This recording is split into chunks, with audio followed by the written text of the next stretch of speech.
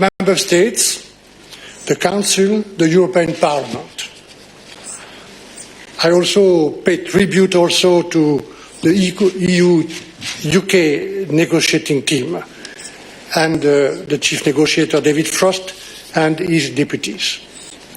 This process has engaged so many citizens, businesses, stakeholders, and obviously so many journalists. Thank you for your patience and for your attention.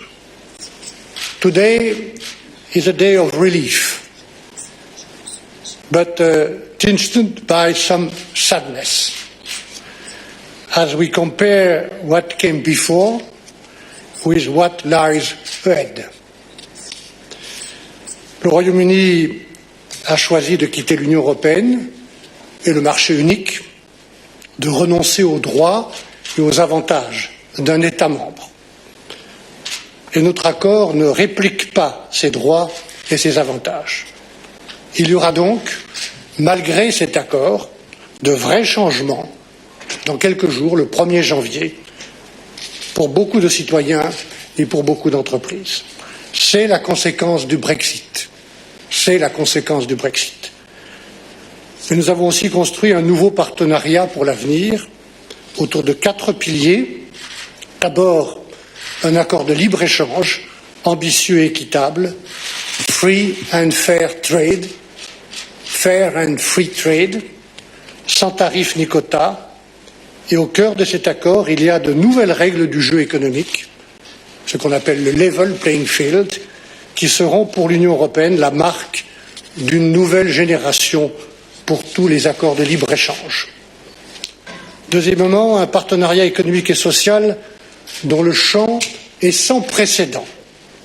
Et il couvre les transports aériens, les transports routiers, l'énergie, la lutte contre le changement climatique, la pêche, où nous avons assuré globalement une base d'accès réciproque aux eaux et aux ressources, avec une nouvelle répartition des quotas et des opportunités de pêche agréées, comme c'est normal, directement entre la présidente de la Commission, Ursula von der Leyen, et le Premier ministre Boris Johnson, compte tenu du nouveau statut d'État côtier indépendant du Royaume-Uni, c'est-à-dire d'un État qui ne fera plus partie, dans quelques jours, de la politique commune de la pêche. Cet accord demandera des efforts, je le sais, mais l'Union européenne sera présente aux côtés des pêcheurs européens pour les accompagner. C'est notre engagement.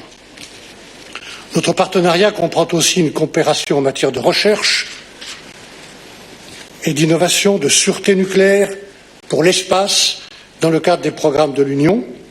Dans ce domaine, notre partenariat contient aussi une clause de non-discrimination entre les citoyens européens qui s'applique également aux visas, aux services et à la coordination de la sécurité sociale. J'exprime simplement sur ce point 2 regrets, s'agissant de notre coopération sociétale, que le gouvernement britannique ait choisi de ne pas participer au programme d'échange Erasmus et que l'ambition en matière de mobilité des citoyens ne soit pas à la hauteur de nos liens historiques. Là encore, c'est le choix du gouvernement britannique. Le 3e pilier de notre texte concerne la sécurité des citoyens. Nous l'avons toujours dit, notre sécurité, la sécurité des citoyens ne se marchande pas. La lutte contre le terrorisme et le crime nécessite une coopération évidemment étroite entre l'Union européenne et ce grand pays qu'est le Royaume-Uni. Nous allons travailler ensemble dans 8 domaines essentiels et ce travail sera fondé sur 2 préalables, le respect de la protection des droits fondamentaux, le respect des données personnelles. Ici aussi, pour être très franc, dans le monde très incertain et instable dans lequel nous vivons, nous regrettons que le gouvernement britannique n'ait pas voulu négocier, en tout cas pas pour le moment, un accord sur la politique étrangère. OK, we're going to leave Brussels for a moment or two because, as you've no doubt noticed, Michel Barnier, the chief negotiator, well, negotiator no more, those negotiations are done for the European Union, has started speaking mainly in French. You may have noticed if you watched that press conference from the start. Both Michel Barnier and Ursula von der Leyen, the President of the European Commission, are both speaking in French, German and English. English, of course, is the default language still of the European Union, despite the departure of the United Kingdom. Now, the main message we're getting from both the President and the Chief Negotiator is one, clearly, of relief. We're getting no details yet about what's in the deal, but there's just that sense that it is over.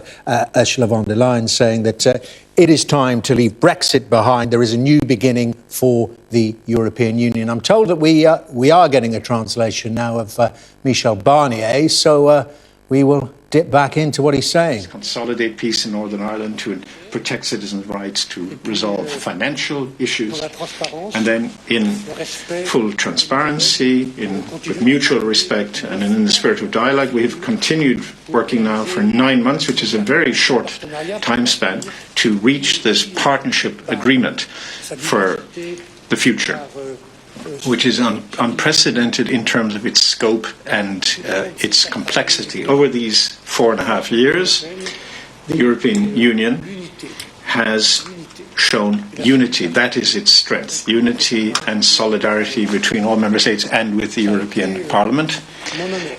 It has been a great honour for me to be part of this European unity. Merci beaucoup, Monsieur Barnier. Je vais maintenant prendre... Thank you very much, Mr. Barnier. We can now take some questions. Could you kindly raise your hands in the system, as you know, if you wish to put a question? I see that Derek Barrett is first, so let me give the floor to Derek of Les Echos. Bonjour, vous m'entendez? Good afternoon, can you hear me? Yes, everything's fine. Thank you, go ahead. Yes, thank you very much. And good afternoon to you, President, and Michel Barnier. Now, what confidence do you have in the UK's capacity to respect this agreement, given their behaviour in the past? Already built in the withdrawal agreement strong measures in case that the withdrawal agreement is not being applied properly. The infringement procedure, for example, that we started. And the same mechanisms are in this agreement, that we have strong measures that can be taken if one party does not play by the rules. So starting from rebalancing mechanisms that are built in with dispute settlement mechanism to review clauses and an overall review, for example, after 4 years, to see whether both sides play by the rules, that the level playing field is level indeed, and there's the commitment to follow whatever has been agreed in this deal. So from the experience we've had, we built in safeguards that are necessary to make sure that there's a strong incentive for both sides to stick to what they have agreed to. I will now give the floor to Verena from DPA. Verena, are you there?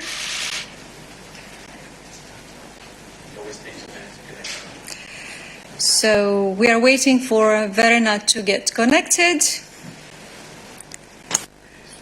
Yes. Can you hear me now? Yes. Yes, Verena, go ahead. Yes, Verena, go ahead. Great, excellent. Thank you very much for the question, and good afternoon to the President and Mr. Barnier. Given the extreme time pressure toward the end of these negotiations and the deadline being only 7 days away, are you confident that you really safeguarded all the interests of the Union and of its member states? Or did you have to give in to British demands just to avoid disaster a week from now? Thank you very much.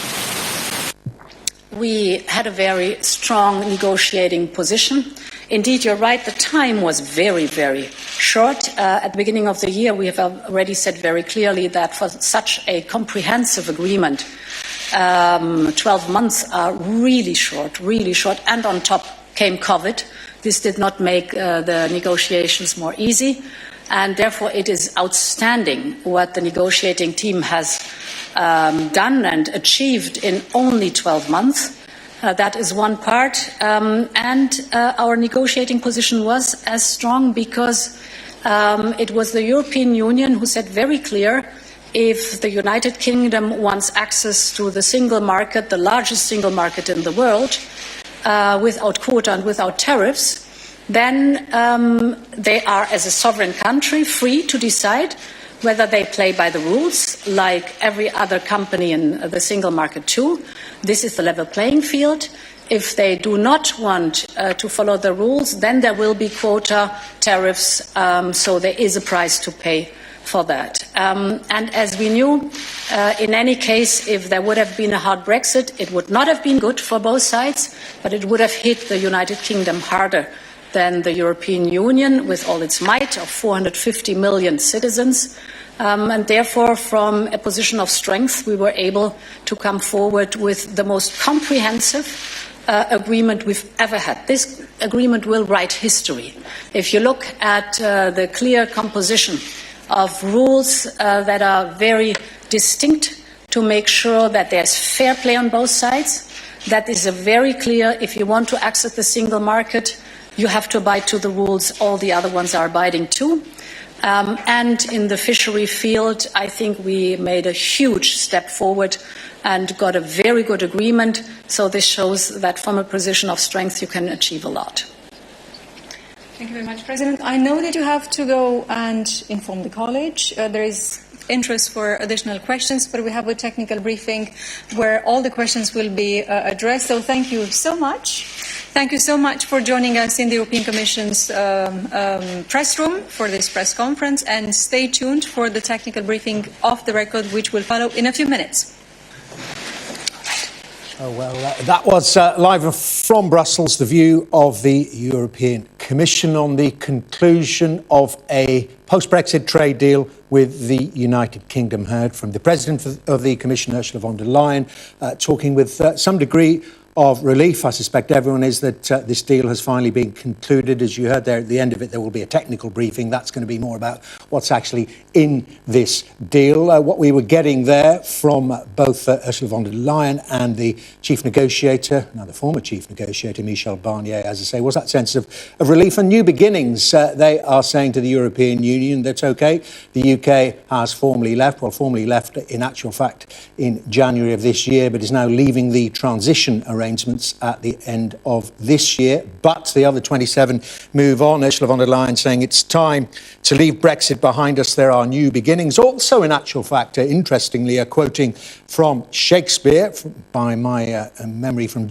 Romeo and Juliet, I think. Yes, it is. Parting is such sweet sorrow, she said, and referred now to the UK as a third country, but a trusted ally that will remain in partnership with the European Union and will stand together facing the global challenges, she said, that we all face. But no doubt, especially with that quotation, some sense of regret as well there from the European Commission. Let's talk now about what we're going to hear. We expect very shortly from the United Kingdom. We're expecting to hear from the Prime Minister himself. Let's go live to our Deputy Political Editor, Sam Coates in Westminster. So tell us first of all then about that statement. Is it going to be a news conference? When are we going to hear from the Prime Minister?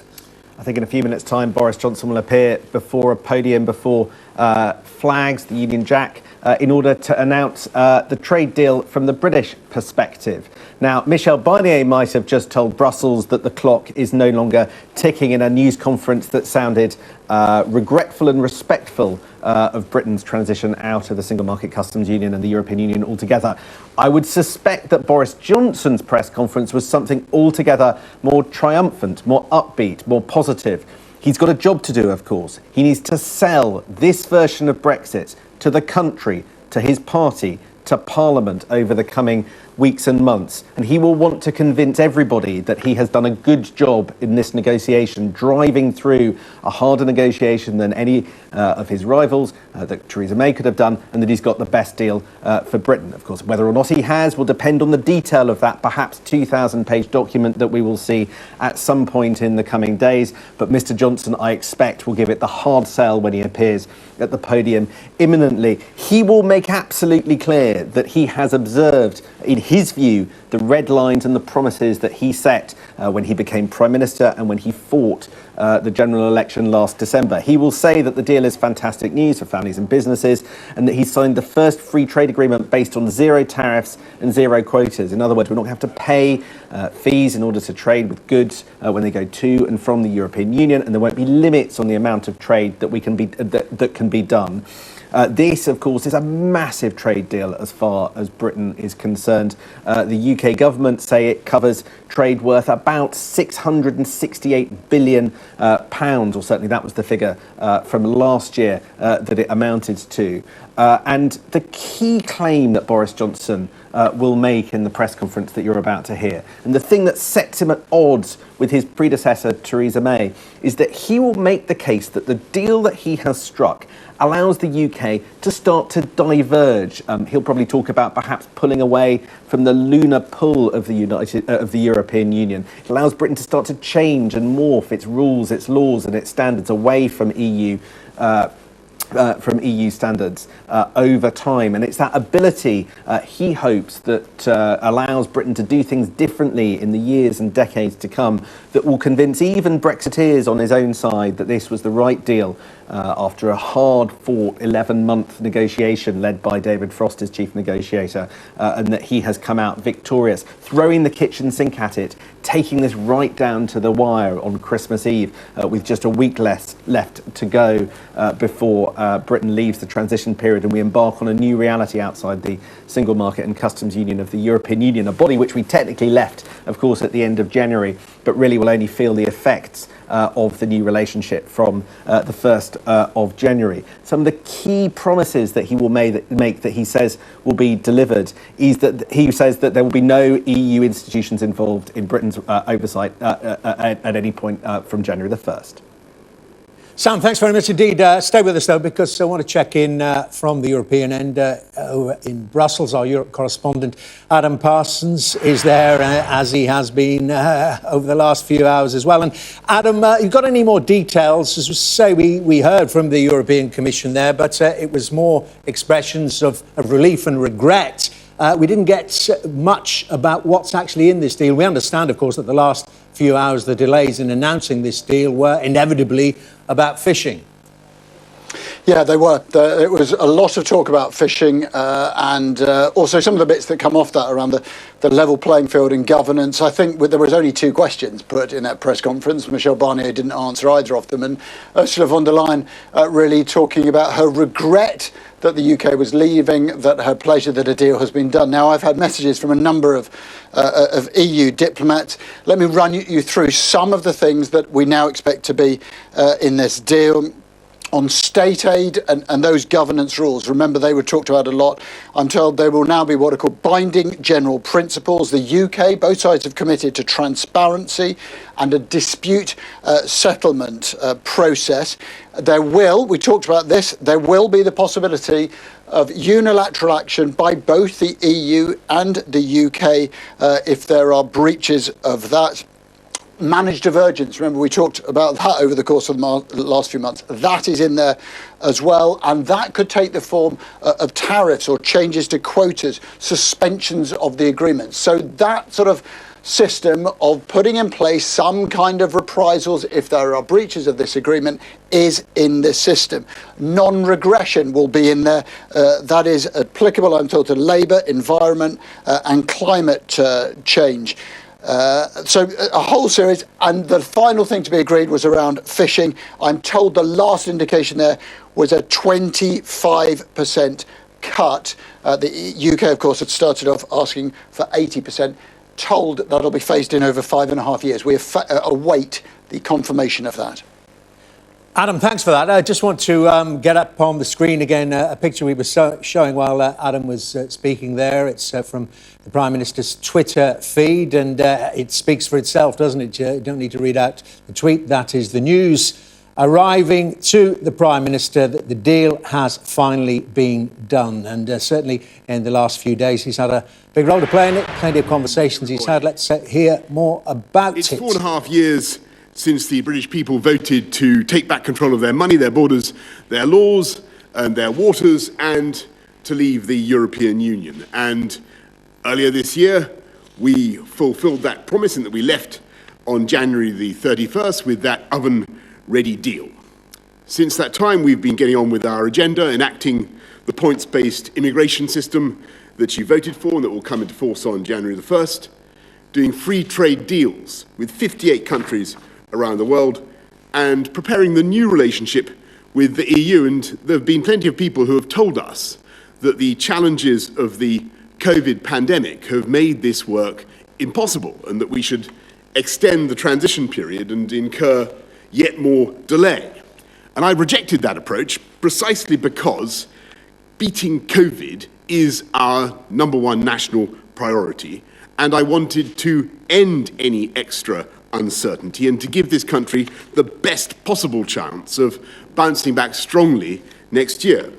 And so I'm very pleased to tell you this afternoon that we have completed the biggest trade deal yet, worth £660 billion a year, a comprehensive Canada-style free trade deal between the UK and the EU, a deal that will protect jobs across this country, a deal that will allow goods, UK goods and components to be sold without tariffs and without quotas in the EU market, a deal which will, if anything, allow our companies and our exporters to do even more business with our European friends, and yet which achieves something that the people of this country instinctively knew was doable, but which they were told was impossible.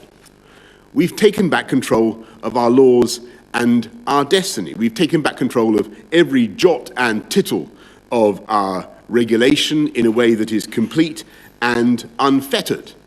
From January the 1st, we are outside the customs union and outside the single market.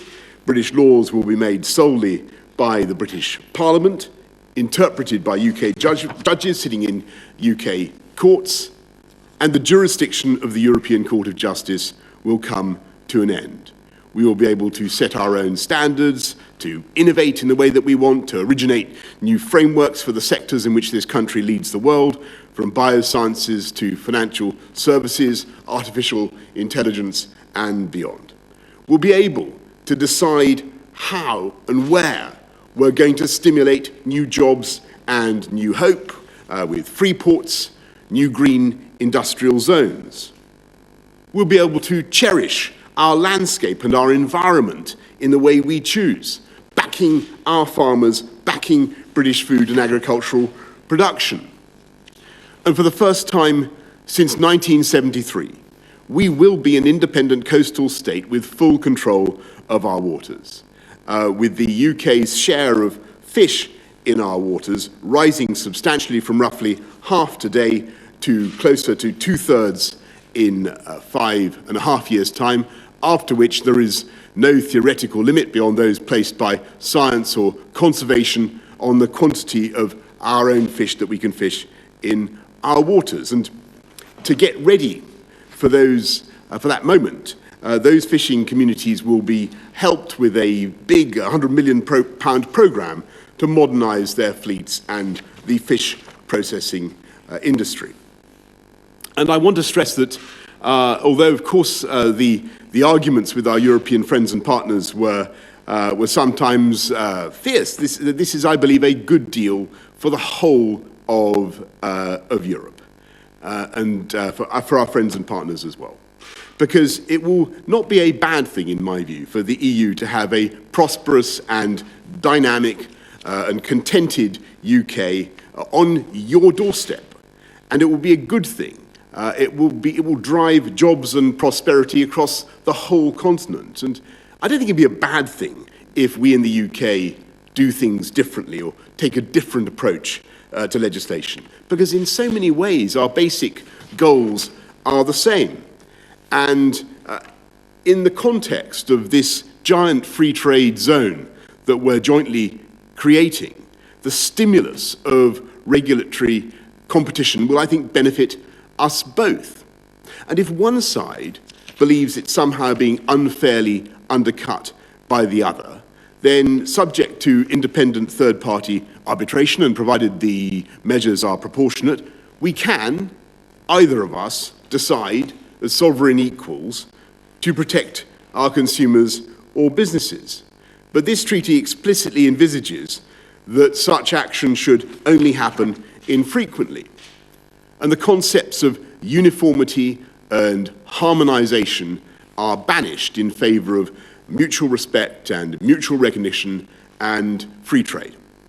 And for squaring that circle, for finding the philosopher's stone that's enabled us to do this, I want to thank President von der Leyen, Ursula von der Leyen of the European Commission, our brilliant negotiators led by Lord Frost, Michel Barnier on the EU side, as Stephanie Riso, as well as Oliver Lewis, Tim Barrow, Lindsay Appleby, many others.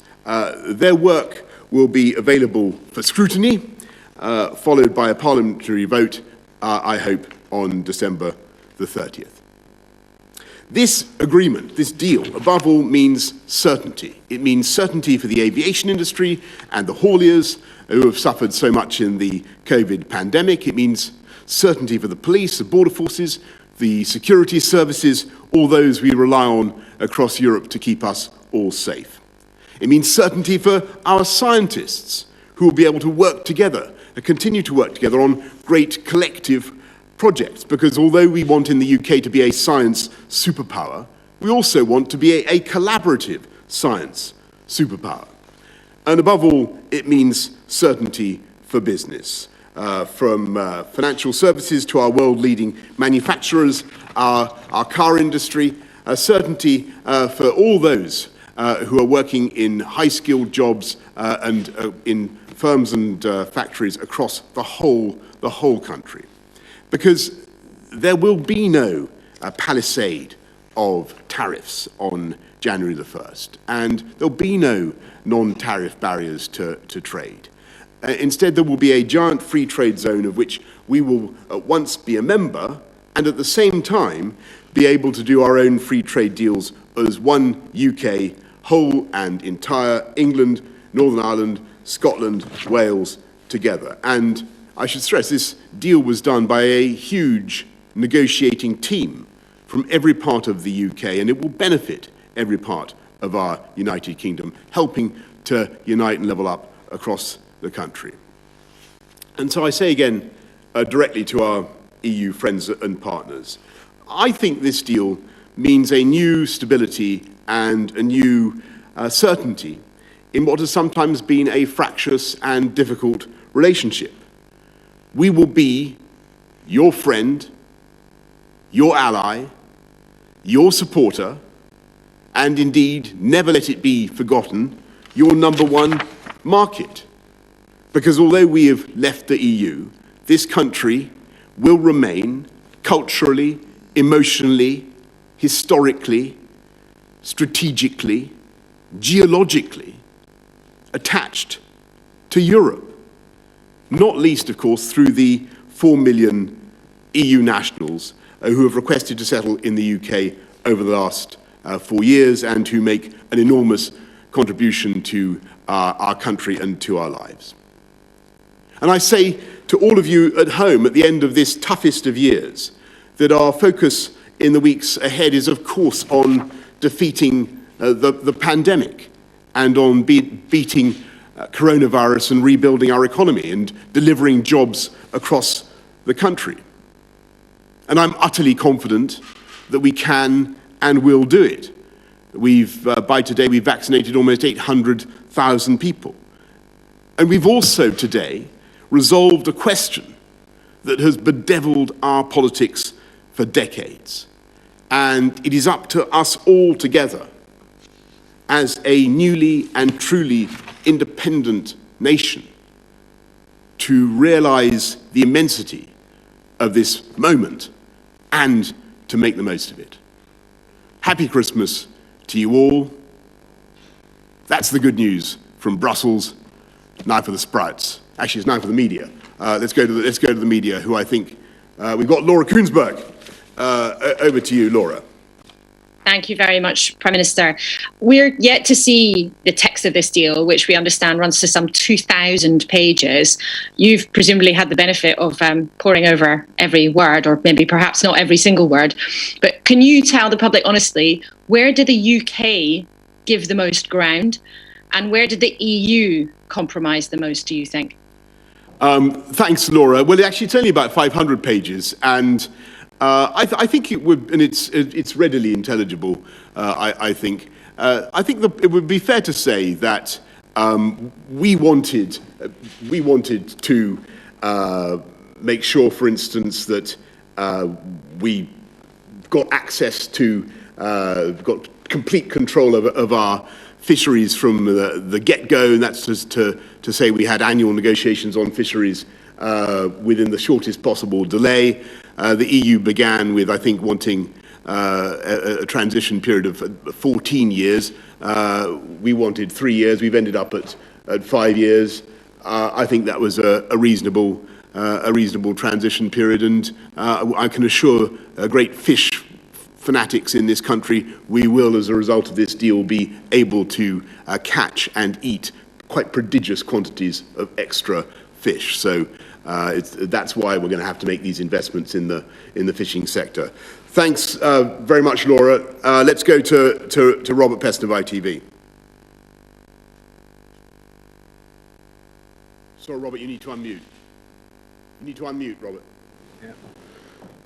Yeah. Prime Minister, you said all along you wanted a Canada-style deal, but what you've agreed means that we in the UK have to follow EU rules on subsidies, on tax, on workers' rights, on the environment, or potentially incur the imposition of tariffs. That's right, isn't it? I mean, we've just heard Ursula von der Leyen say that she got her level playing field, which you've explicitly rejected all the way through. You also just said there would be no non-tariff barriers. Again, that's not right. From January the 1st, as a result of leaving the customs union, and Michael Gove has been warning about this week in, week out for months, there is a ton of new bureaucracy on British businesses, lots of new non-tariff barriers. This is not to say the deal is a bad deal, but you're not selling it correctly, are you? You're mis-selling it. No. Rob, I must respectfully disagree with you, because there is indeed a clause in the deal which is nothing like as damaging as it was, and is, in my view, neutralised, which says that if either country feel that the other one is in some way undercutting them or dumping in some way, then subject to arbitration, and provided the measure is proportionate, and that, I mean, independent arbitration, not arbitration by the European Court of Justice, but subject to an independent panel, they can, if they really choose, put on tariffs to protect their consumers and their businesses. And to give you an example of the kind of thing where that might occur, for instance, in the UK, we want to go further on animal welfare standards, and it might be that we do things, for instance, on how you rear pigs, banning sow crates and so on, that would incur extra costs for our pig farmers, and it might be that bacon coming from elsewhere from the EU was at risk of, therefore, of undercutting us. We might, under those circumstances, consider imposing tariffs. I think it's highly unlikely, but we might consider it. It would have to be subject to arbitration. It would have to be proportionate according to the arbitrator, and under no circumstances would we be in any way constrained, legally or otherwise, by anything that the EU did or chose to do themselves, nor, furthermore, would there be any role for the European Court of Justice. And for people at home who have zoned out while I've been talking about this, let me tell you, this is a very, very long day's march from where we were a few years ago. You will remember, Robert, when we were talking about basically having a common rule book with the EU and having dynamic alignment with EU laws, so that the UK was forced to keep step. And that has gone from this treaty insofar as the EU wanted it, and there is no role for the European Court of Justice, whatever. So I think it's a great treaty. And as for your point about non-tariff barriers, yes, I think it's important to stress. What I'm talking about is barriers on the grounds of, your plugs won't work in our country, therefore they're banned or whatever. That kind of technical barriers to trade, and there's a lot in this treaty to try to reduce all that kind of thing, make sure that doesn't happen. That's a good thing. That's a good thing for businesses and consumers. And in that sense, it's a great free trade deal. But I must stress to people getting ready for January the 1st that there will be change. So people will need get on the gov.uk website, exporters will need their AORI forms and everything else. People should be aware of the change that is coming. But there's also an opportunity, because for British exporters now, the whole world will be treated the same for export purposes. And I think that would actually galvanise our exporters to think much more positively and dynamically about the opportunities that they have. So I must respectfully disagree with both the points that you made. This is a jumbo Canada-style free trade deal of exactly the kind that I think this country needs. And as I say, I believe it resolves a long-standing and very, very difficult problem. People said you couldn't be part of a free trade zone with the EU without being obliged to follow EU laws. If you remember, people, I think there was I think we were told we couldn't have our cake and eat it, and that kind of thing. I'm not going to claim that this is a cakeist treaty, Robert, but it's because that. But it is. I believe. What the country needs at this time, and the right way forward for the UK. Let's go to Sam Coates of Sky. Prime Minister, you say this is an unprecedented deal that observes all your red lines and promises to the country.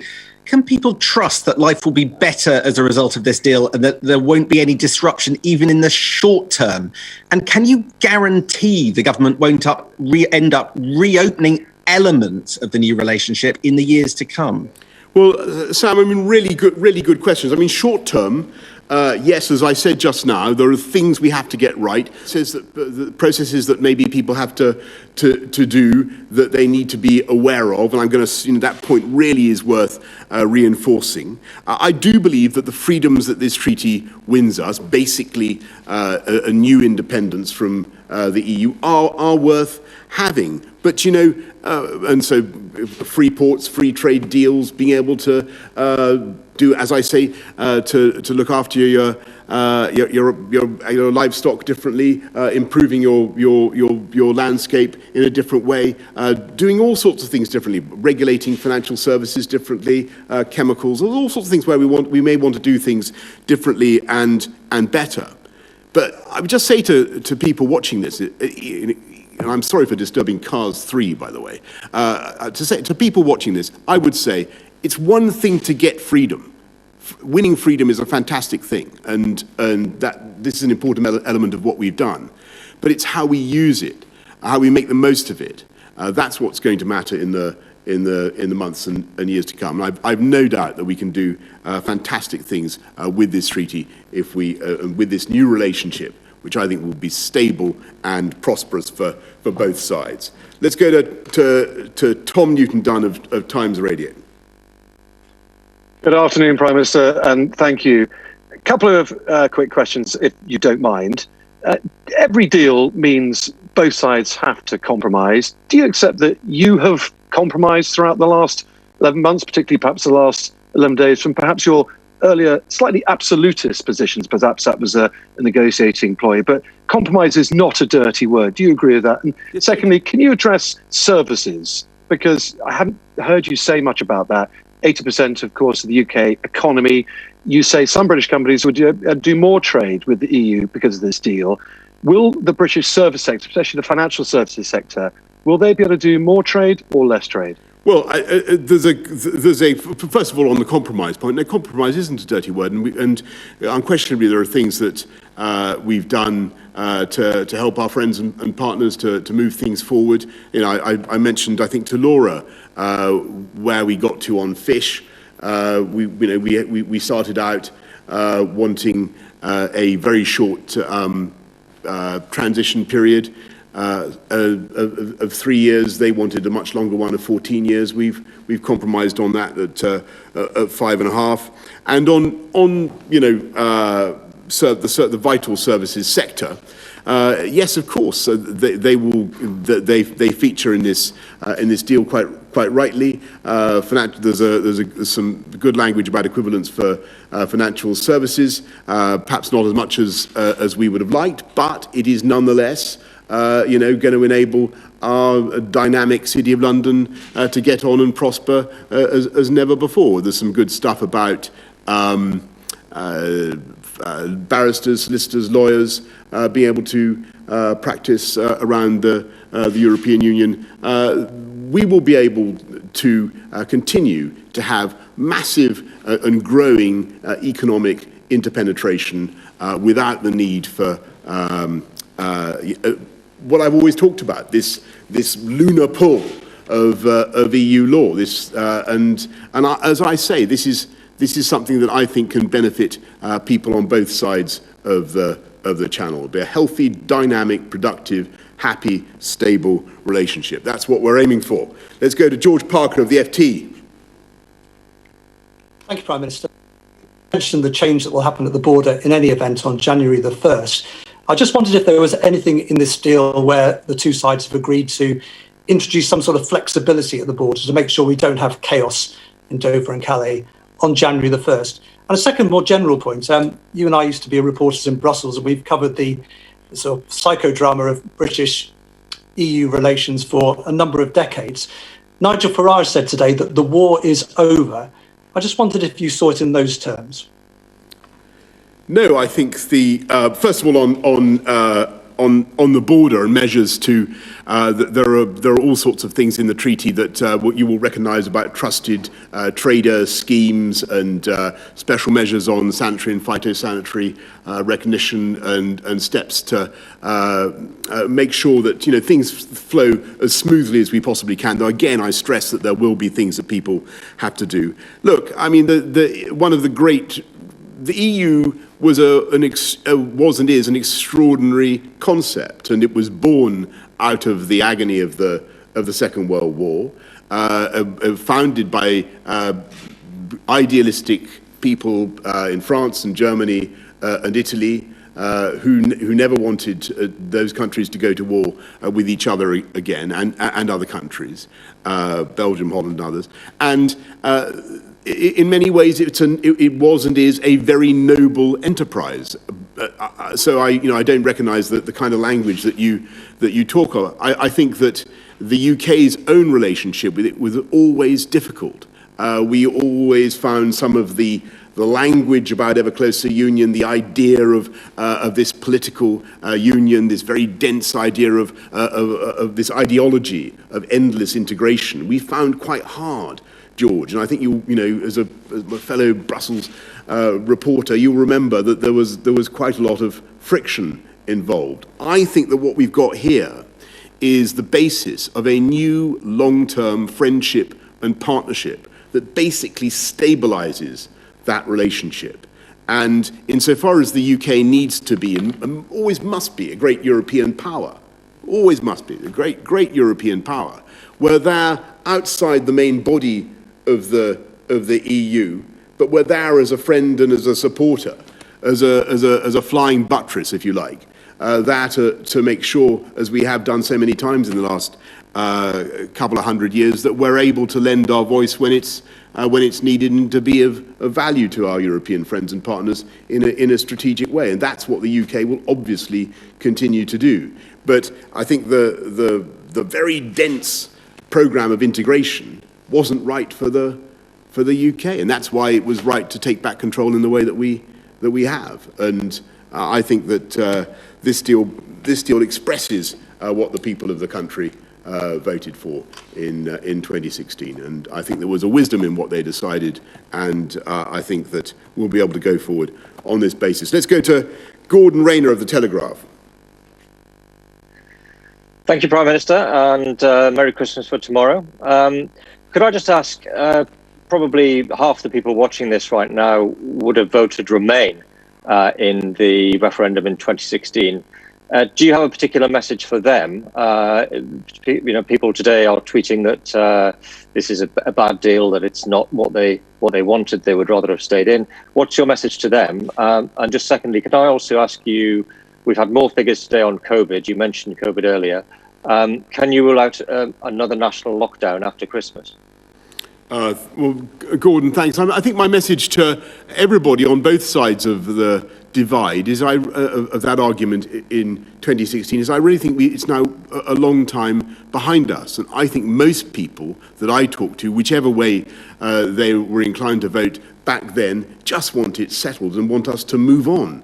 And I think this gives us the platform, the foundation for a really prosperous new relationship. And I would be very excited now by this deal. You know, this European question has been going on for decades. Exactly what relationship we should have. This is a great new free trade deal, a trading relationship and partnership that I think will bring prosperity to both sides of the channel. And on coronavirus and the struggle there, obviously we face a very considerable new pressures, particularly from the new variant and the speed with which that's been spreading. We believe that we're going to have to get through this tough period now with, as I said many times, very tough restrictions, with tough tiering, and you'll have seen what's been announced over the last day or so about that. And much as I regret that, I do think it is necessary for us to grip this virus now, to stop it running out of control in January, because we need to buy ourselves time to get the vaccine into as many arms of the elderly and vulnerable as we can. And that is the real way in which we will defeat the virus. So it's tough tiering, community testing, and rolling out the vaccine. And we're going to continue with that approach. And I know that it's been very, very tough over the last few weeks, and I must tell people it will continue to be difficult, not least basically because of the speed with which the new variant is spreading. But the vaccine is going into people's arms, and there really is now, I think, hope, the certainty that we will have it defeated, as I say, by the spring. Or that's certainly what the scientists still believe, and they're still confident of that. So thanks very much, Gordon. Let's go to Harry Cole of The Sun. Thank you, Prime Minister. Can you give us some more details about the new security arrangements with the EU? Are we going to be as safe next week under your new security partnership as we are today, given that Brussels is saying that they're going to lock us out of live EU databases? And given you've locked us all up, how will you recommend we celebrate leaving the EU next week? Well, Harry, look, I leave your manner of celebration entirely to you and to individual taste. I wouldn't want. I mean, I think the government done quite enough bossing people around, recommending this or that over the last 10 months or so. But on security and police cooperation, I'm absolutely confident this is a deal that protects our police cooperation and protects our ability to catch criminals and to share intelligence across the European continent in the way that we have done for many years. So I don't think people should have fears on that score, or indeed on any score. Let's go to Heather Stewart of The Guardian. Hello, Prime Minister. Michel Barnier said today that we've decided to leave the Erasmus exchange scheme, which sent thousands of students to EU countries every year. I wonder what you'd say to young people who feel as though opportunities to discover the continent on our doorstep by living there or studying there or working there are being taken away from them. And secondly, just do you have a message for Keir Starmer, who will have to decide in the coming hours and days how to whip Labour MPs whether they should support your deal? Right, Heather. Well, look, on Erasmus, it was a tough decision.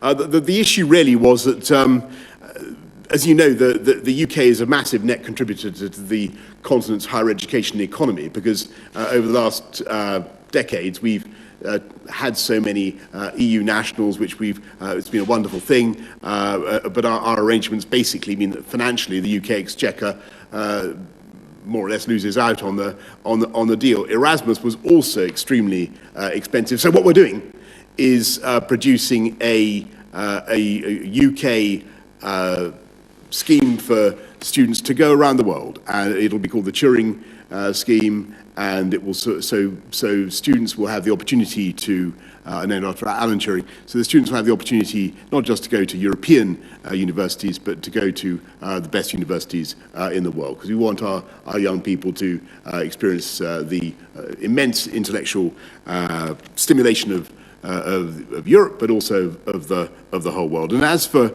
I think you asked about which way should the opposition vote on this.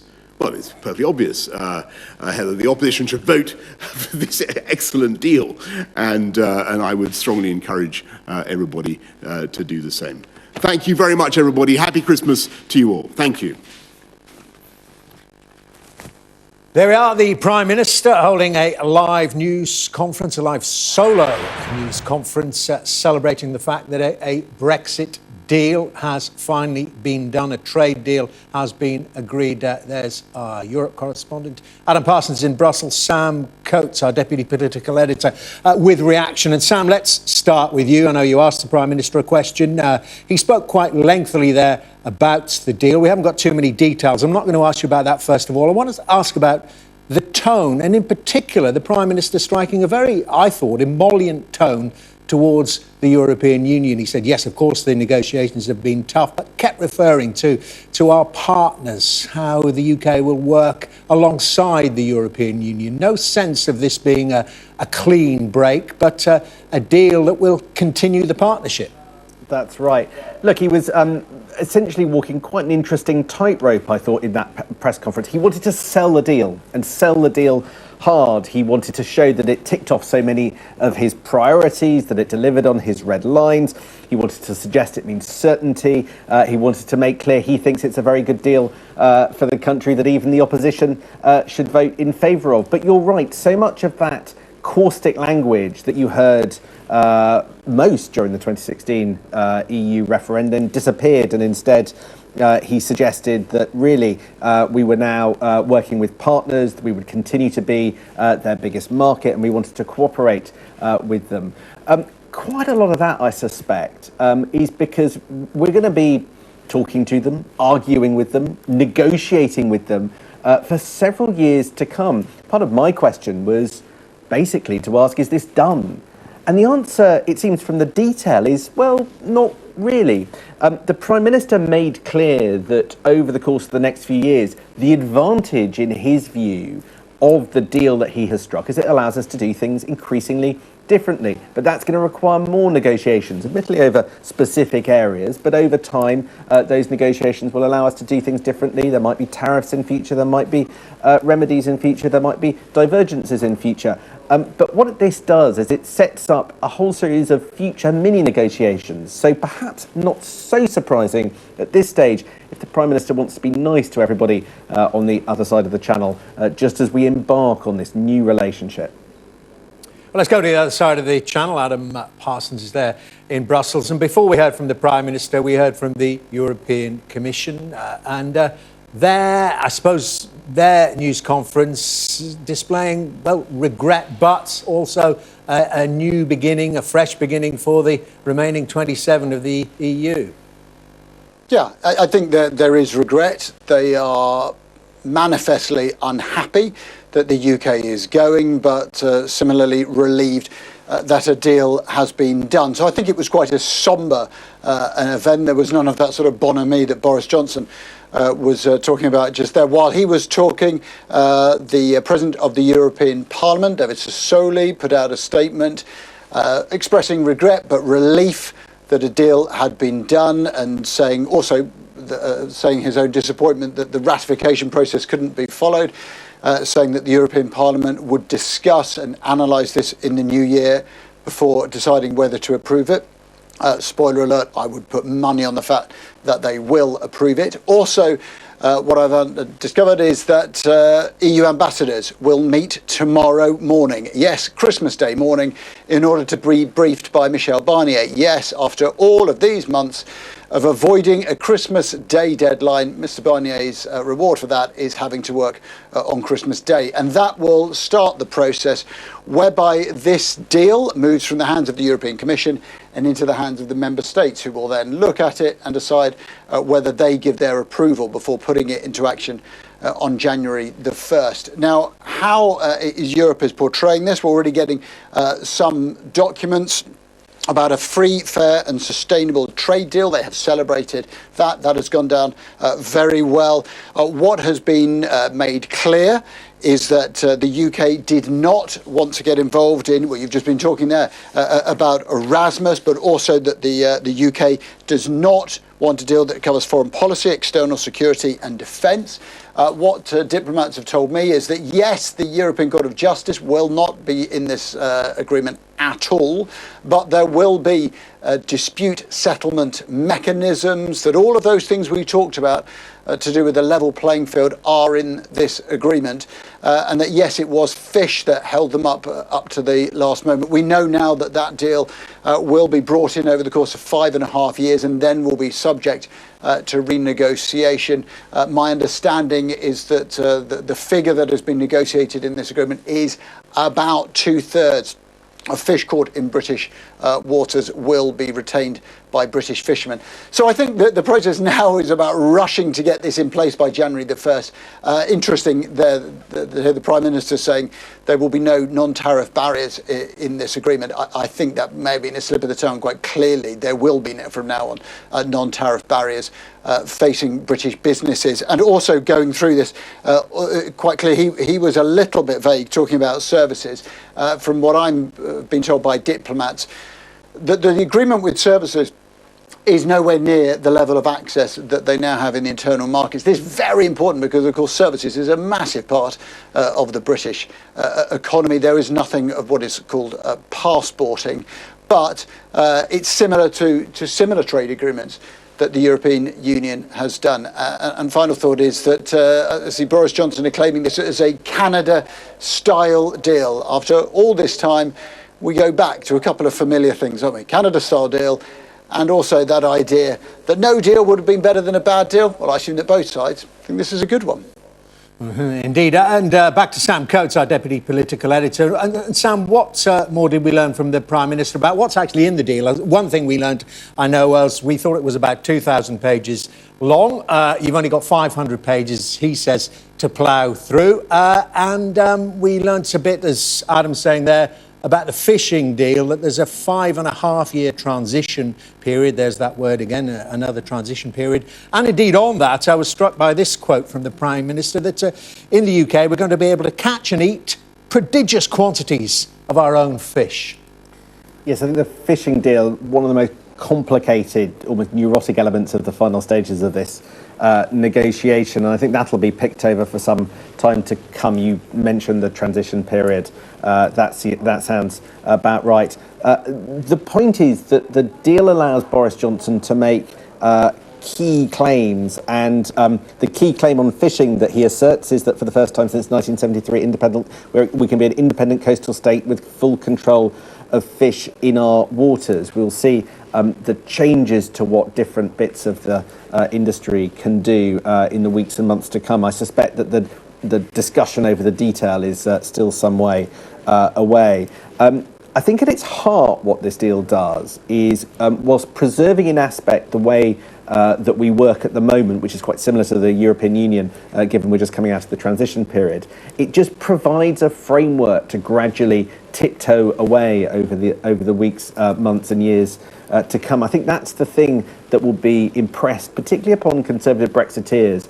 They talk about a Canada-style deal. But the truth is that we start aligned to EU standards, and we will continue to be aligned to EU standards in lots of areas after January the 1st. The big exception, of course, being immigration, where we're ending the free movement system and moving over to a points-based immigration system. But in other areas, broadly speaking, the structure of our economy will remain broadly similar for now, but what this deal does is it starts to take us away from that, and that allows us, in Boris Johnson's words, to develop things like free ports, which are these low tax, no tax zones into which goods can be brought, and that's something all but impossible under EU membership. And other things that he says are the benefits of European Union, of leaving the European Union.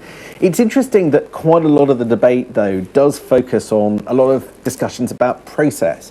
I think it's fair to say many people would acknowledge that we don't have a clearly sketched out vision for really what we want to use all these freedoms that, as of today, we can bank after January the 1st for. We don't really know what kind of country we're going to be in 5 years or 10 years. Do we want to be a sort of low tax, low regulatory economy, a little bit like Singapore, in order to provide cheaper goods that compete with the European Union? That would mean adjusting our economy quite a lot using some of those clauses that I was just referring to. Or are we going to end up broadly with the same kind of economic structure, same kind of taxes, same kind of regulation, a little bit of variation, but not a great deal? I couldn't tell you today where we're going to be in 10, 20 years with these freedoms. We just know that they've been granted, and it will be for Boris Johnson and successive governments after him to decide what they're going to use those freedoms for. And thanks very much indeed, our Deputy Political Editor, Sam Coates there. Plenty of reaction, as you would imagine, flooding in. Let's go to Northern Ireland. First of all, our senior Ireland correspondent, David Blevins, is there. And what is then the reaction from Arlene Foster? Well, I think they are hugely relieved here in Northern Ireland, given that this place and the border between Northern Ireland and the Republic has been front and centre of the Brexit negotiations for much of the last 4 years. It would be fair to say that Northern Ireland could be the big winner from this trade deal. Remember, in a bid to ensure there would be no return to a hard border on the land, they effectively agreed to shift it to the Irish Sea between Northern Ireland and Great Britain. In short, that means Northern Ireland alone remains within the EU single market, but it also retains unfettered access to the GB market. So despite the fact that politically that's difficult for unionists that border in the Irish Sea, they do recognise the economic advantage. And given that a potential €1.7 billion in annual tariffs has disappeared for the Republic of Ireland, the party leaders or the political leaders on both sides of the Irish border are this evening breathing a sigh of relief. We have always urged for a sensible deal to be done, particularly with the Northern Ireland Protocol. It always made it more easier if we had a sensible deal in place. Clearly, we will want to see the detail of the deal, particularly around security cooperation, which of course is very important to us in Northern Ireland, and data adequacy and things like that. But look, this is good news, and we should welcome it as such. And now we look forward to moving forward in the Joint Committee as well to make sure that we have as least friction as we possibly can. I believe it is the least damaging, and I think it's very good news that we have achieved a deal between Britain and the European Union. It's good for Irish jobs, it's good for the Irish economy. No tariffs, no quota, free trade deal between Britain and the European Union. It's good on aviation, it's good in terms of judicial police cooperation, energy and research. And I think it lays the foundations for a more harmonious relationship into the future now between the European Union and Great Britain. That's important to Ireland because our relationship with Britain as our nearest neighbour is particularly important in the context of the transformation of that relationship over so many years, leading to the peace process and also a better type of relationship. And myself and Boris Johnson have recommitted again this morning to meeting early in the new year to create a new strategic framework within which we can develop that relationship in a post-Brexit world. That is important. So I'm very hopeful now that the regions in particular in Ireland that would have suffered the most from a no-deal Brexit can now develop with some degree of certainty and clarity, because businesses across the country needed. So just to summarise, in the Republic of Ireland, they are hugely relieved that those tariffs and quotas have disappeared, given that they export €13 billion of agri-food products to GB every year. And in Northern Ireland, they're recognising that this place now becomes very attractive to international investors from America and the Far East, for example, who may want to be trading both into the EU and into Great Britain. Thanks very much indeed. Our senior Ireland correspondent, David Blevins, there in Fermanagh. Now, the Prime Minister spoke, just under an hour ago, quite extensively, a solo press conference in Downing Street about the deal, and answered questions from journalists as well. You may have missed some of it, so we've picked out the salient parts, and let's have a re-listen. It's 4.5 years since the British people voted to take back control of their money, their borders, their laws, and their waters, and to leave the European Union. And earlier this year, we fulfilled that promise in that we left on January the 31st with that oven-ready deal. Since that time, we've been getting on with our agenda, enacting the points-based immigration system that you voted for and that will come into force on January the 1st, doing free trade deals with 58 countries around the world, and preparing the new relationship with the EU. And there have been plenty of people who have told us that the challenges of the COVID pandemic have made this work impossible, and that we should extend the transition period and incur yet more delay. And I rejected that approach precisely because beating COVID is our #1 national priority, and I wanted to end any extra uncertainty and to give this country the best possible chance of bouncing back strongly next year. And so I'm very pleased to tell you this afternoon that we have completed the biggest trade deal yet, worth £660 billion a year, a comprehensive Canada-style free trade deal between the UK and the EU, a deal that will protect jobs across this country, a deal that will allow goods, UK goods and components to be sold without tariffs and without quotas in the EU market, a deal which will, if anything, allow our companies and our exporters to do even more business with our European friends, and yet which achieves something that the people of this country instinctively knew was doable, but which they were told was impossible. We've taken back control of our laws and our destiny. We've taken back control of every jot and tittle of our regulation in a way that is complete and unfettered. From January the 1st, we are outside the customs union and outside the single market. British laws will be made solely by the British Parliament, interpreted by UK judges sitting in UK courts, and the jurisdiction of the European Court of Justice will come to an end. We will be able to set our own standards, to innovate in the way that we want, to originate new frameworks for the sectors in which this country leads the world, from biosciences to financial services, artificial intelligence, and beyond. We'll be able to decide how and where we're going to stimulate new jobs and new hope with free ports, new green industrial zones. We'll be able to cherish our landscape and our environment in the way we choose, backing our farmers, backing British food and agricultural production. And for the first time since 1973, we will be an independent coastal state with full control of our waters, with the UK's share of fish in our waters rising substantially from roughly half today to closer to 2/3 in 5.5 years' time, after which there is no theoretical limit beyond those placed by science or conservation on the quantity of our own fish that we can fish in our waters. And to get ready for for that moment, those fishing communities will be helped with a big £100 million programme to modernise their fleets and the fish processing industry. And I want to stress that although, of course, the arguments with our European friends and partners were sometimes fierce, this is, I believe, a good deal for the whole of Europe and for our friends and partners as well. because it will not be a bad thing, in my view, for the EU to have a prosperous and dynamic and contented UK on your doorstep. And it will be a good thing.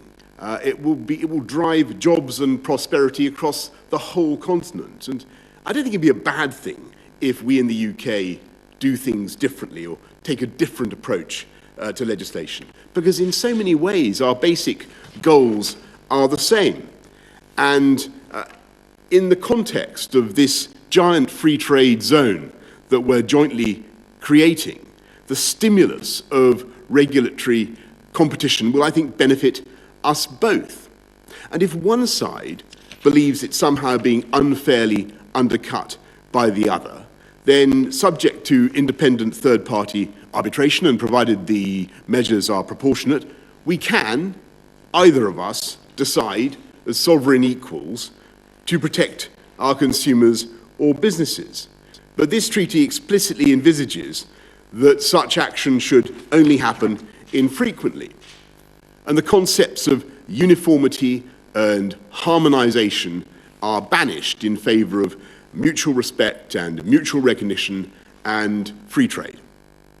Well, as we heard the Prime Minister just saying there, this has been a long, drawn-out and difficult process. The Prime Minister making at least half a dozen or so calls to the European Commission President Ursula von der Leyen, we're told, during the course of this week to get it over the line. The deal is done, as we heard the Prime Minister saying. Now, how did he react the moment he was told? I hear you ask. Well, we can show you, because the Prime Minister has released this picture on Twitter saying, there it is, the deal is done. Entirely spontaneous, of course, because the Prime Minister always sits in his full suit and tie in front of a union flag. Let's go live to Downing Street and our political correspondent, Joe Pike. So we saw the picture there of the corks popping in Downing Street. Yeah, indeed, I'm sure they are in a COVID-secure way, Dermot. I think we saw subsequent pictures from Downing Street after that first one with the Prime Minister's arms in the air, cheering and celebrating.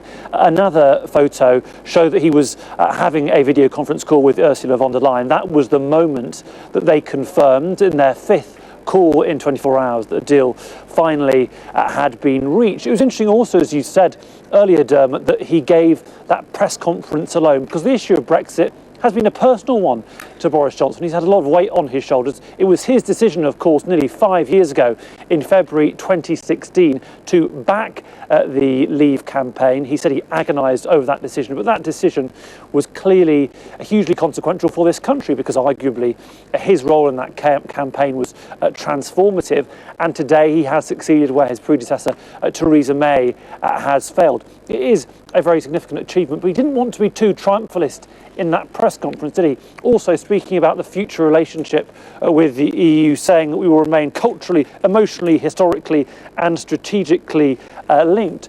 He almost, although he didn't say that in these words, was, I think, making a pledge for unity, asking for an end to the division that has dominated this part of our politics for so many years. He also confirmed that next Wednesday, the 30th of December, will be the day MPs are given the opportunity to vote on this deal. Now, it seems likely that Labour will back the deal, although we are still waiting for a press conference from Keir Starmer. Those likely to rebel could possibly include Eurosceptic backbench Conservatives and the ERG, the Eurosceptic Committee of MPs. The ERG stands for the European Research Group. Their star chamber, their group of legal experts, will be meeting to decide, looking through the pages of this legal text, to decide if it fits their idea of what Brexit is. So all eyes now, I suppose, on next Wednesday on that all-important vote. It does seem very likely that Boris Johnson will succeed. One voice less happy today is Nicola Sturgeon, the First Minister of Scotland. Could SNP MPs vote against it? Because, of course, a majority of people in Scotland did vote Remain, and she says this deal will not be particularly positive. But I think tonight, here at Downing Street, Dermot, Boris Johnson will be celebrating. This is a defining issue. This is a key part of his legacy. It'll be a key part of his premiership. And it seems, at least today, that he succeeded.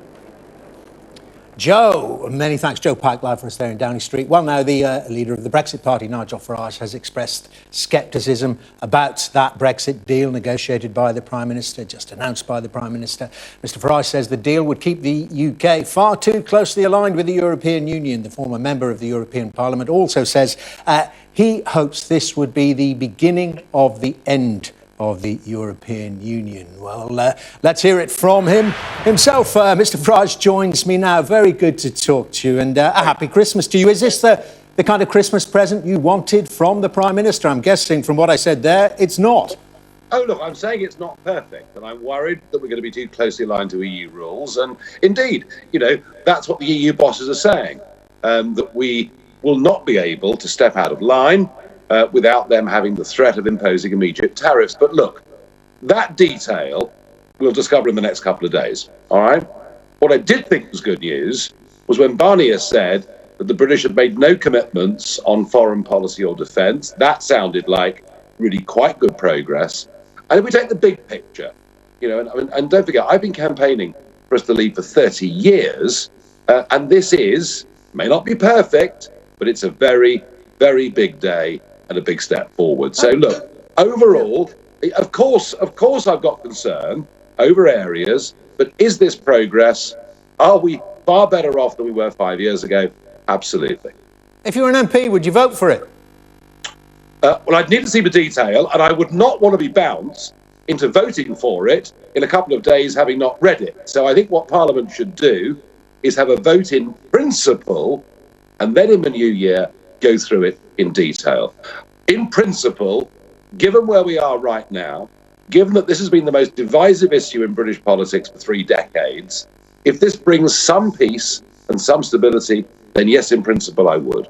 OK, but what do you think? I want to ask you about the Prime Minister's language there, about the continuing connections with the European Union. When he talks, I mean, obviously he's used this language an awful lot, our EU partners and friends, we know that, but about being culturally, emotionally, historically and strategically attached to Europe, and that we remain collaborative with the EU over issues like science. And he also said our basic goals remain the same. Yeah, I just shook my head. I don't agree at all. I think we actually have a much closer cultural affinity with many parts of the English-speaking world than we do with continental Europe. And that's one of the reasons, of course, in the end, that we voted for Brexit. Boris does his PC bit, plays up the pro-European side of things. He, of course, himself, until the referendum came along, had always been a supporter of the European project. But look, the truth of it is, whatever he said there, and I'd also question what he said about the fact that we've got a Canada-style deal. We haven't. You have to take what Boris says with a pinch of salt. I think the truth of it is that the European Union itself is divided from north to south by a currency that doesn't work for the south at all, divided east to west culturally, and we're seeing the EU budget being vetoed and countries like Poland and Hungary very unhappy. And I think in the broader picture, Brexit is the beginning of the end of the European Union. I'm pro-European. I'm pro-Europe of sovereign states trading and being friends, not being run from Brussels. But why does that matter to you? That it still seems the project goes on there. You want to see the disintegration of the European Union. The UK is out. You got what you wanted. Let the EU do what the EU's going to do. No, I don't agree. I spent 20 years over there, and I saw the undemocratic nature of the way this project is run, the fact that it benefits big multinational businesses and damages all the small men and women trying to do their best. And as history teaches us, when Europe is happy and settled, it makes our lives easier too. And all I can see is conflict building up, north, south, east and west, within a European Union that frankly, just wants to build this modern-day empire with an absence of democracy. So no, it does matter to us. What happens? I'm just thinking, though, Mr Farage, if you want to start a global campaign against tyranny, empire building and lack of democracy, is the European Union the most egregious example? What about the Chinese? No, I couldn't agree more. I couldn't agree more. The Chinese are far worse than anything we see in Brussels. It's an utterly monstrous regime. It, of course, has brought us COVID and did its best to cover it up. And yes, and I'm worried about that because, Boris Johnson declares himself to be a Sinophile. The only Western world leader really standing up to China was Donald Trump. And if indeed Joe Biden comes into the White House, well, the Chinese Communist Party are getting a bit of a free pass. OK, this is a wide-ranging interview. Let's get back then to the deal. What the Prime Minister's been saying about the European Union. We haven't got the details, as we've been discussing, fully about the deal. But what we do know is, and let me put these to you, there's another transition period when it comes to fishing, 5.5 years for the EU to adapt, and then renegotiations over the quotas. Independent third-party arbitration when it comes to disputes about things like subsidies and level playing fields. I mean, it still seems like the UK's going to remain pretty much bound by the EU's rules. Well, that's the biggest worry I've got. We haven't yet seen the detail on what this arbitration committee is. I guess they're using that phrase because we didn't want to hear that the ECJ, was the final arbiter. There are two big problems that I have with this. I want to see the detail. The first, you're quite right. If we're going to stay aligned to EU rules and dare not step out of line because they have the sword of Damocles hanging over us that if we become too competitive, they'll slap tariffs on, well, that will be a huge disappointment. And on fisheries, I mean, to say to the British industry, it'll be 10 years after the country voted Brexit before we're even catching 2/3 of the fish in our waters isn't a good deal. For example, I mean, next year, can British boats in Devon and Cornwall land bluefin tuna? Yes or no? I don't know the answers to that. I'm hoping we'll get some detail over the course of the next few days. But the fishing industry, the coastal communities today are disappointed. Northern Ireland today is, of course, extremely disappointed. Those of us that want Britain to become competitive and global are concerned over what those level playing field provisions mean. And I share all of those concerns. But the point I'm making is that on the 31st of January this year and the 1st of January 2021, we've made the big historic break. The Brexit wars are over and there's no going back. And I will at least celebrate that this evening. And is that the main benefit from your point of view, this sovereignty argument, the emotional side of it, the end of the Brexit wars, the end of the relationship? Because a lot of people and a lot of the debate during the referendum campaign was about the economic benefits. When and if do you think they will flow? Well, you know what? When it comes to economics, you can get two experts on a panel. One will tell you we'll be poorer, one will tell you we could be a lot richer, and they both could be wrong. What is beyond doubt is that with Brexit, we get back something that we used to think was rather valuable, and it's called democracy. And it means that you can actually vote for people that make your laws and then vote for people who want to get rid of them. And the biggest problem with the European Union was any single piece of EU law that came into British law, there was nothing the electors could do in a general election or a parliament could do, even if all 650 of them voted against it. We'd literally given away the ability to govern ourselves. And Brexit makes us a free country. It makes us a democratic country. It doesn't, by the way, mean we'll get everything right, but it does at least mean we'll make our own successes and our own failures in the future. Well, I wanted to ask you about that on the economic front, because, it's kind of been polarised into Singapore on Thames, Singapore on Sea, or staying very much like the EU, a bigger role for the state, huge investment in public services and following rules and regulations. I mean, do you tend towards, if I may term it that, the Singapore model, cutting the red tape, cutting the taxes, encouraging the investment? Of course. I think, the whole idea of the European single market, the whole idea of a level playing field is anti-competitive and big state in its very nature. And it makes it much more difficult for small and medium-sized competitors to break into industries that are run by a handful of big companies. So for me, the economic vision of Brexit, well, number one, it was global because, let's face it, the Eurozone is only 15% of the world's GDP and it goes down 1% every year. So the future for trade is going to be outside Europe. But I want us to be on tax, on regulation, employment legislation, environmental law. I think we can legislate smarter and better and make this country far more competitive, than Germany or France and elsewhere. And if we get that right, then the thought of Singapore is that we'd get money, hundreds of billions flooding into Britain from all over the world. And so the biggest concern economically is just how closely tied are we going to be to those European rules, and what's the arbitration process going to be? And if we have signed up to something that stops us from having the option of being Singapore, that will be a great shame. Okay. Always good talking to you, Mr. Farage. Nigel Farage, thank you very much indeed. Well, now, as I say, plenty of reaction coming in. Let's bring you the reaction from Boris Johnson's predecessor, but one, the man who tried to keep the UK in the European Union with some modifications, but failed. This is what former Prime Minister David Cameron's had to say. It's good to end a difficult year with some positive news. A trade deal is very welcome and a vital step in building a new relationship with the EU.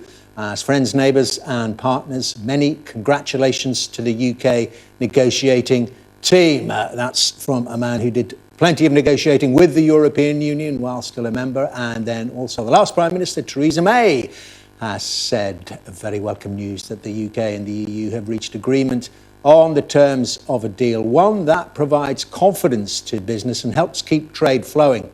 Looking forward to seeing the detail in the coming days. That from Mrs. May. And the UK's chief negotiator, Lord Frost, has said, I'm very pleased and proud to have led a great UK team to secure today's excellent deal with the European Union.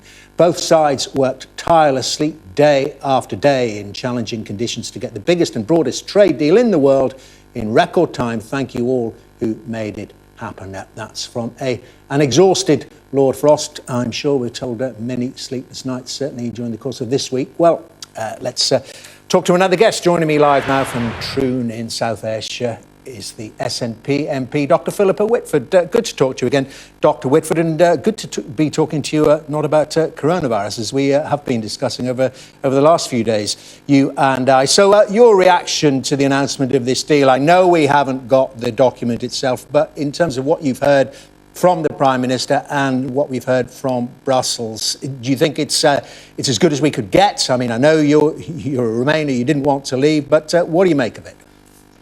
Well, I think there's two advantages from the deal. I mean, one is not having tariffs, which for fishermen, farmers would have been really quite cataclysmic. And I think the other is not ending in an acrimonious fallout, which would have made it harder to even work together or cooperate in the future. But we mustn't lose sight of just how thin and hard this deal is. It doesn't cover financial services, it doesn't cover professional qualifications. There's lots of advantages we've had. So it comes nowhere close to what we have at the moment. It is still a very hard Brexit. And obviously for me as a Scottish MP, Scotland voted categorically against Brexit. Northern Ireland has a special agreement. Gibraltar's now getting a special agreement. Scotland gets nothing. There's been no interest in the view or needs of Scotland in all of this negotiation so far. How's the SNP going to vote on it in the House of Commons? We're expecting, obviously, that vote probably on Wednesday, perhaps on Tuesday. I mean, it's deal or no deal. What's the SNP going to do? Well, that'll be our decision when we meet as a group to discuss it. Obviously, we're told there's a couple of thousand pages to get through, but what we know so far is it still is very thin and doesn't compare to what we have now. So for Scotland, I think it just becomes clearer that we need to find our own route and find our own way back to the EU. But exactly how we vote on Wednesday will be a decision for the Westminster group of the SNP, not a decision for me to make today. All right. And by the way, 500 pages, according to Boris Johnson, you'll be pleased to hear. So cuts down the reading a bit over Christmas. I want to ask you, though, having listened to the Prime Minister, did you think his language was emollient, was speaking to the 48% who wanted to remain in the European Union as well? He's talking about healing, but also the language towards the European Union about, I was struck by saying it's an extraordinary concept, a very noble enterprise. But it was the endless integration was the problem for the UK. He clearly wants to keep the UK and those other areas very, very closely aligned with the EU. Well, I mean, I think that, as I said, the important thing is kind of ending on more cooperative and friendly terms, and I think that is really quite important. But the thing that kind of struck me was when he said there's no non-tariff barriers. I mean, I'm sorry, as he looked at his own government website, the snarl up that will happen with customs bureaucracy is there whether there's a deal or no deal.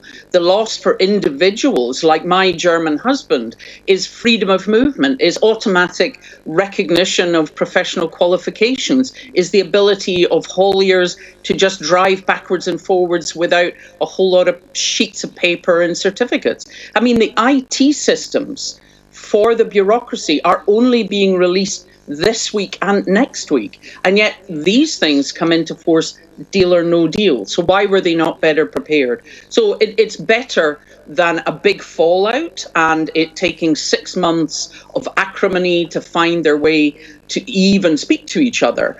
And it's good to not have tariffs on goods. But when you look down what isn't there, it really is incredibly thin, and that will affect a lot of sectors. And in contrary to what Mr. Farage says, it will actually make life for small businesses who were exporting to Europe very difficult. And for many, it will just not be viable. I wanted to ask you about that. Glad you listened to that interview he just did with Nigel Farage. And he broadly welcomed it, said he would be minded having, if he had read the draft deal, to vote for it if he were an MP. But also, what did you make, though, of his position on the European Union, that he wants to, well, see it fall apart? Well, we've heard that opinion in the past from Stephen Baker, one of the leading lights of the ERG, that they weren't just looking for the UK to come out of Europe. They were actually wanting the EU to disintegrate. And many people forget exactly, what the roots were that led to the European Union that we have now. And it started life as a peace project. It started life as a very simple economic project. And it has given us peace and stability within Europe for over 70 years. And we saw that as we had the fall of the Soviet Union, the attraction for Eastern European countries, the attraction for the Balkan states after the Balkan Wars of getting into the EU, laid out a roadmap that involved human rights and democracy and economic fairness. So, in actual fact, the EU is much more than a trading bloc. And what we are losing as individuals is the Erasmus, is research, is freedom of movement, the rights that we've had to live, love, study, settle in any one of 31 countries. As my husband used to say, his Polish and German parents were not allowed to marry at one point during the war. And in one generation, he could settle where he liked. And in another generation, we're taking that away. How can we see that as an improvement? We are losing as individual citizens.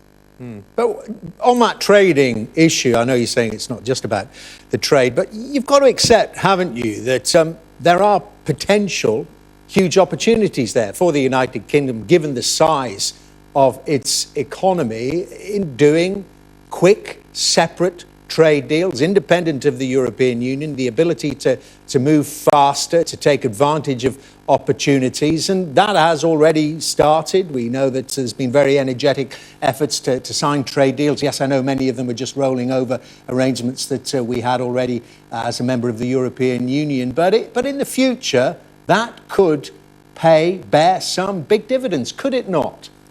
Well, actually, nearly all the trade deals that have been signed are rollover deals. And the deal with Japan is actually very similar to the deal that Japan is doing with the EU. So we have not yet moved into any territory of net gain.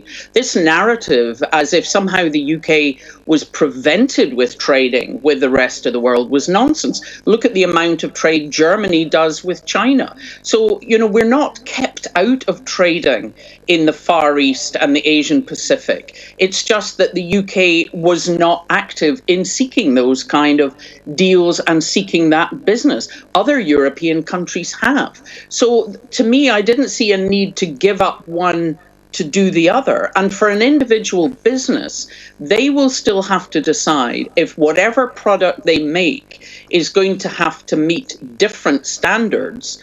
What is the benefit of that? Is that a cost? Or do they just have to produce to the highest standard so that it meets the different markets that they're in? So, you know, the more, I mean, Mr. Farage, again, talking about, you know, low tax, low rules, reducing environmental workers' rights, etc., to take advantage. Those are the things that would gradually push the UK away from the European market. And frankly, you know, he talks about benefits to the little person. The individual in the UK will not gain from lowering environmental standards, lowering food standards, or lowering workers' rights and health and safety. So, you know, ordinary people may not be the ones who gain from this. I think that even with trade deals elsewhere in the world, we can see the threats we face both to our food quality, our environmental quality, and the competition to our farmers here if we are importing cheap foods at lower standards. So trade elsewhere is also a plus and minus column and is not an unalloyed benefit. Okay, Dr. Whitford. Philippa Whitford, thank you very much indeed for sparing the time to talk to us this Christmas Eve. And I want to bring you now some of what we heard a little bit earlier from the European Commission. The President of the European Commission, Ursula von der Leyen, spoke shortly after the deal was announced, and amongst other things, she talked about putting Brexit behind them and a new beginning for the European Union. Let's just have a brief listen. So we have finally found an agreement. It was a long and winding road, but we have got a good deal to show for it. It is fair, it is a balanced deal, and it is the right and responsible thing to do for both sides. Let me give you 3 examples. First of all, competition in our single market will be fair and remain so. The EU rules and standards will be respected. We have effective tools to react if fair competition is distorted and impacts our trade. Secondly, we will continue cooperating with the UK in all areas of mutual interest. For example, in the field of climate change, energy, security and transport. Together, we still achieve more than we do apart. And thirdly, we have secured 5.5 years of full predictability for our fishing communities and strong tools to incentivize to remain so. Of course, this whole debate has always been about sovereignty. But we should cut through the sound bites and ask ourselves what sovereignty actually means in the 21st century. For me, it is about being able to seamlessly do work, travel, study, and do business in 27 countries. It is about pooling our strength and speaking together in a world full of great powers. And in a time of crisis, it is about pulling each other up instead of trying to get back to your feet alone. And the European Union shows how this works in practice.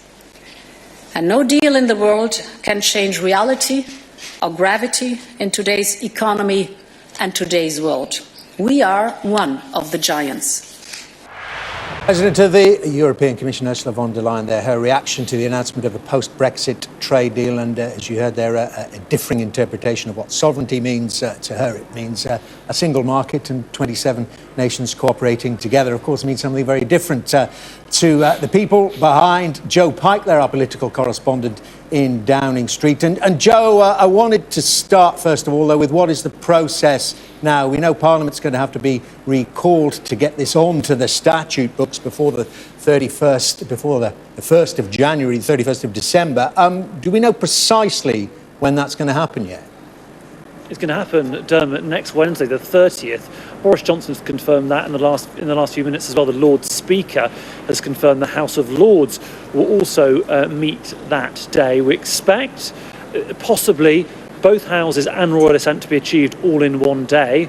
Of course, we don't yet know what Labour's position will be, but it does seem highly likely at this stage that Keir Starmer will try and get his MPs to back the deal. Of course, that depends on them getting access to the full text, to the full 500 pages, plus another possibly 1,000 pages of the annex. A press conference led by Sir Keir Starmer, the Labour leader, is due to start in the next 20 minutes or so. So next Wednesday is a key moment.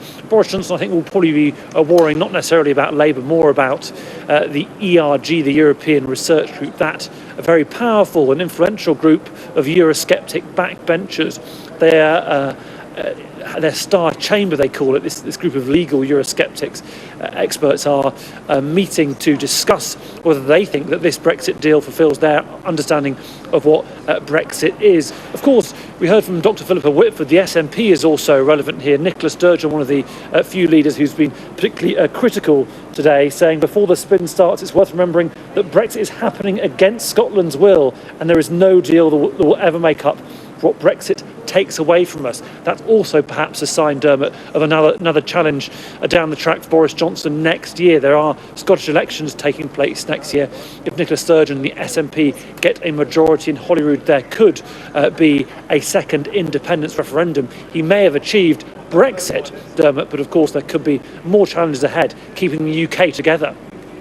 OK, Joe, stay with us. Going to talk to you more in a few minutes, but I know a lot of people out and about this Christmas Eve getting their tasks done, their chores done, and coming home to find that finally, a post-Brexit trade deal has been announced, a long gestation period, so to speak. So we want to share with you a bit more of what the Prime Minister had to say a couple of hours ago when he held that news conference in Downing Street about the deal.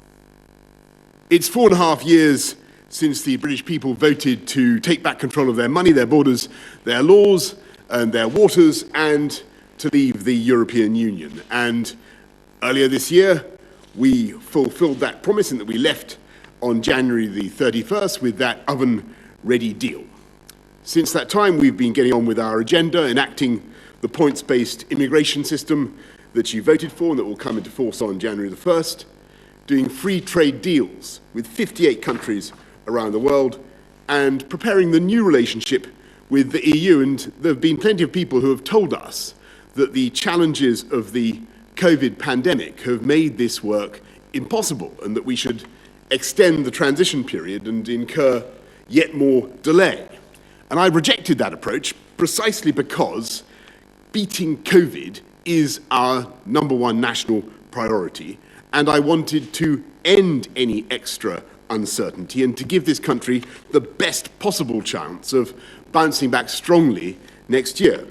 And so I'm very pleased to tell you this afternoon that we have completed the biggest trade deal yet, worth £660 billion a year, a comprehensive Canada-style free trade deal between the UK and the EU, a deal that will protect jobs across this country, a deal that will allow goods, UK goods and components to be sold without tariffs and without quotas in the EU market, a deal which will, if anything, allow our companies and our exporters to do even more business with our European friends, and yet which achieves something that the people of this country instinctively knew was doable, but which they were told was impossible.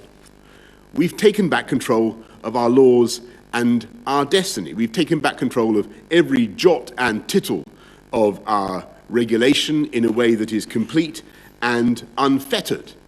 From January the 1st, we are outside the customs union and outside the single market.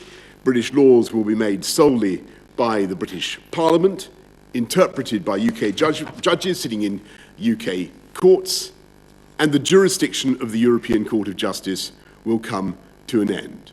We will be able to set our own standards, to innovate in the way that we want, to originate new frameworks for the sectors in which this country leads the world, from biosciences to financial services, artificial intelligence, and beyond. We'll be able to decide how and where we're going to stimulate new jobs and new hope with free ports, new green industrial zones. We'll be able to cherish our landscape and our environment in the way we choose, backing our farmers, backing British food and agricultural production. And for the first time since 1973, we will be an independent coastal state with full control of our waters, with the UK's share of fish in our waters rising substantially from roughly half today to closer to 2/3 in 5.5 years' time, after which there is no theoretical limit beyond those placed by science or conservation on the quantity of our own fish that we can fish in our waters. And to get ready for that moment, those fishing communities will be helped with a big £100 million programme to modernise their fleets and the fish processing industry. And I want to stress that although, of course, the arguments with our European friends and partners were sometimes fierce, this is, I believe, a good deal for the whole of Europe and for our friends and partners as well. Because it will not be a bad thing, in my view, for the EU to have a prosperous and dynamic and contented UK on your doorstep. And it will be a good thing. It will drive jobs and prosperity across the whole continent. And I don't think it'd be a bad thing if we in the UK do things differently or take a different approach to legislation. Because in so many ways, our basic goals are the same. And in the context of this giant free trade zone that we're jointly creating, the stimulus of regulatory competition will, I think, benefit us both. And if one side believes it's somehow being unfairly undercut by the other, then subject to independent third-party arbitration and provided the measures are proportionate, we can, either of us, decide as sovereign equals to protect our consumers or businesses. But this treaty explicitly envisages that such action should only happen infrequently. And the concepts of uniformity and harmonisation are banished in favour of mutual respect and mutual recognition and free trade. Boris Johnson there, speaking a bit earlier. Now MPs have got, 5 or 6 days to read the deal when it is released and then vote on it, as we were reporting on December the 30th, when Parliament will be recalled. Let's recall our political correspondent, Joe Pike. He's in Downing Street there. And just the thought occurs, Joe, that, during the course, certainly of the last 2 or 3 years, MPs and indeed the Lords have gone through every line of proposed deals, legislations, backstops, checkers, deals, and here we get the deal and they got a day. Yeah, indeed. It's pretty short. It's pretty quick, isn't it, Dermot? Not much time, really, to look through all of the details. Of course, Brexit, as you intimate there, has been a conundrum, a puzzle, a riddle that Theresa May, as Prime Minister, couldn't solve. But Boris Johnson seems to have. Whether or not it will be a success and it will be good for this country, of course, is unclear. And some, we should say today, are pretty clear it may not be. Boris Johnson there making his sales pitch in that Downing Street press conference. Now the sort of sales campaign has fully been launched. He's written to a local councillor setting out the positive aspects, he argues, of the deal. Earlier he was speaking to some Conservative backbenchers to keep them up to date and outline what was in the deal before, of course, it was announced. I'm sure he'll take tomorrow off, but in the coming days he will try to persuade as many of his MPs as possible to get on side. It was also interesting to see the contrast in tone on both sides. On the EU and UK side, there really was this sense of relief, but on the EU side, that sorrow. And Ursula von der Leyen, quoting Shakespeare, quoting Romeo and Juliet, saying, "Parting is such sweet sorrow." Boris Johnson, in contrast, was saying, we're still going to remain attached to the EU culturally, historically, strategically, emotionally, trying to be positive and sell this deal, not just to his MPs, but to the public too.